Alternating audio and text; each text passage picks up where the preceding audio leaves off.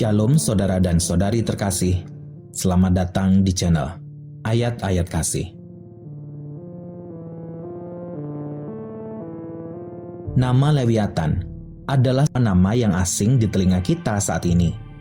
Dalam Alkitab, Lewiatan disebutkan sebanyak 5 kali di dalam Perjanjian Lama saja, yaitu 2 kali di Kitab Mazmur, 2 kali di Kitab Yesaya, dan 1 kali di Kitab Ayub.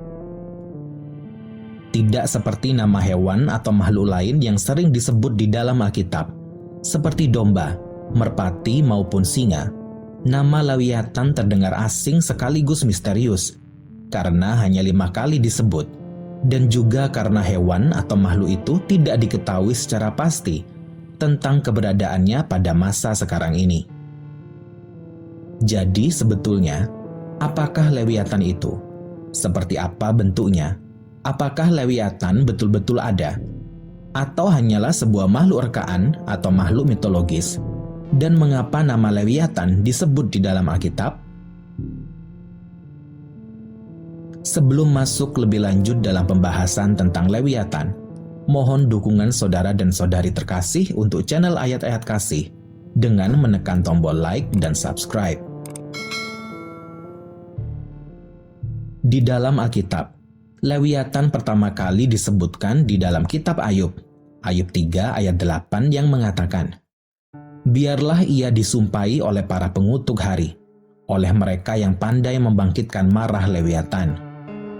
Walaupun beberapa ahli Alkitab menyebutkan bahwa Lewiatan adalah buaya seperti yang disebut dalam Ayub 41 ayat 1, namun nampaknya Lewiatan adalah makhluk yang sama sekali berbeda dari makhluk-makhluk yang lain.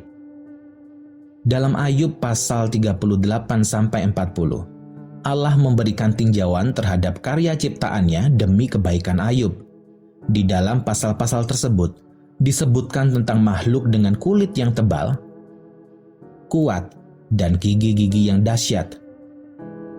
Dari dalam mulutnya, berpancaran bunga api. Dari dalam lubang hidungnya, mengepul uap. Tidak ada taranya di atas bumi, yang tentu saja penggambaran tersebut berbeda dengan gambaran buaya pada masa kini. Kitab Mazmur 2 kali menyebut nama Lewiatan dalam Mazmur 74 ayat 14. "Engkaulah yang meremukkan kepala-kepala Lewiatan, yang memberikannya menjadi makanan penghuni-penghuni padang belantara."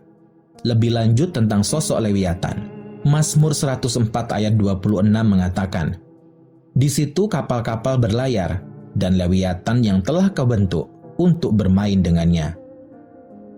Kata kepala-kepala Lewiatan dalam Mazmur 74 ayat 14 menunjukkan bahwa Lewiatan adalah sebuah makhluk dengan lebih dari 1 kepala. Lebih lanjut diterangkan bahwa Lewiatan adalah seekor makhluk laut. Dan yang terakhir, Kitab Yesaya menyebut Lewiatan sebanyak 2 kali di dalam 1 ayat, dalam Yesaya 27 ayat 1. Pada waktu itu Tuhan akan melaksanakan hukuman dengan pedangnya yang keras. Besar dan kuat atas Lewiatan, ular yang meluncur, atas Lewiatan, ular yang melingkar, dan ia akan membunuh ular naga yang di laut. Senada dengan pemazmur, Kitab Yesaya juga menyebutkan bahwa Lewiatan adalah seekor makhluk laut, berbentuk seperti naga, ular yang meluncur dan yang melingkar. Seperti diimplikasikan dalam ayat-ayat yang telah disebutkan sebelumnya, Lewiatan adalah sebuah makhluk laut yang hanya bisa dikalahkan oleh Allah sendiri, untuk menunjukkan betapa maha kuasanya Allah yang menciptakan laut maha luas sebagai tempat hidup Lewiatan. Lewiatan yang dalam bahasa Ibrani berarti membengkokkan, memutar, dan arti harfiahnya adalah membengkokkan diri, sesuatu yang bisa kita asosiasikan dengan makhluk atau hewan sejenis ular. Dalam teks-teks di luar Alkitab, disebutkan bahwa pada awalnya ada 2 Lewiatan yang hidup di Samudra Raya yang luas, jantan dan betina. Tetapi kemudian Tuhan membunuh sang betina untuk mencegah makhluk tersebut berkembang biak dan meneror kedamaian laut. Dalam budaya populer modern, Lewiatan banyak diadaptasi dalam film-film terkenal, dimodifikasi sehingga cocok dengan alur cerita. Salah satunya ada dalam film The Avengers yang pertama, di mana Lewiatan diadaptasi menjadi monster besi raksasa yang bisa terbang melayang dan menghancurkan berbagai gedung di kota New York. Satu pertanyaan terakhir tentang Lewiatan. Mengapa Lewiatan disebut-sebut di dalam Alkitab? Allah dalam segala kemahakuasaannya menyatakan dirinya pada Ayub, serta makhluk yang lainnya. Allah ingin menekankan dalam kitab Ayub pasal 41, bahwa Lewiatan berada di bawah kendali Allah yang berdaulat. Allah mempertanyakan sekaligus membalikkan keraguan-raguan Ayub.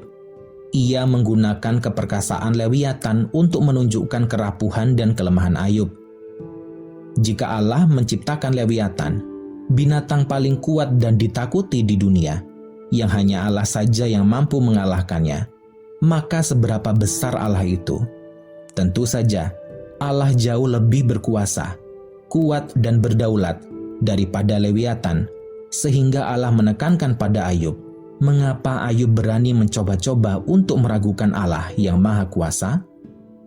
Beberapa ahli Alkitab mempersonifikasikan Lewiatan sebagai kejahatan serta sifat iri dengki yang harus manusia hadapi dengan pertolongan Allah saja. Tentang apakah Lewiatan adalah sebuah hewan yang benar-benar ada, atau hanya sebuah simbol tentang hasrat hati dan sifat-sifat negatif manusia, masih banyak diperdebatkan oleh beberapa ahli Alkitab dengan teori serta bukti-bukti yang mereka sampaikan. Satu teori yang mendukung bahwa Lewiatan adalah seekor hewan yang benar-benar ada di muka bumi, disebutkan ada di dalam Alkitab sendiri. Pada Kejadian 1 ayat 21 menyebutkan, maka Allah menciptakan binatang-binatang laut yang besar dan segala jenis makhluk hidup yang bergerak, yang berkeriapan dalam air, dan segala jenis burung yang bersayap. Allah melihat bahwa semuanya itu baik.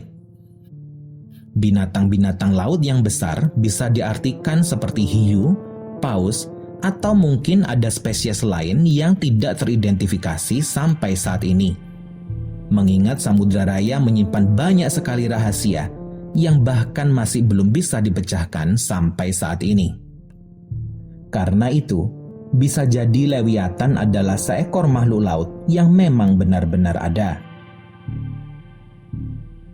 Dari semua teori dan juga pendapat yang ada yang mempertanyakan kebenaran tentang Lewiatan, ada satu hal yang tidak berubah dan tidak bisa disanggah. Allah, pencipta alam semesta, dengan segala kemahakuasaannya mampu menaklukkan makhluk paling kuat di alam semesta. Allah berkuasa dalam segala tindakan kasih-Nya kepada kita manusia yang sangat dikasihinya.